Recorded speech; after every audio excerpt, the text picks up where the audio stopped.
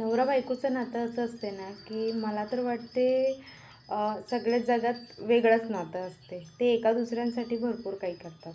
पण अ, एखादी वेळेस होतं नवरा बायकोत भांडणं-बिंडणं होतात.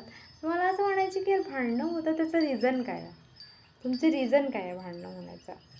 एकच रिझन असतो, पैसा. तुमच्याकडे पैसा नाही आहे, तुम्ही तिचे हौस-मौस पुरवत नाही, तर ठीक आहे. त्याची तेवढी कमाई नाही, तर तुम्ही पण कमाई करा आणि दोघं मिळून संसाराची गाडी हाका. घरचे कामं अर्धे तुम्ही करा, अर्धे बाई करेल. बाहेरचे कामं अर्धे तुम्ही करा, अर्धी बाई करेल. तेव्हाच हे संसार चालेल. पण भरपूर जागी असं होते, की पैसा असून पण भांडणं होतात. त्याचं रिझन काय आहे? तर त्याचं रिझन हे आहे इगो.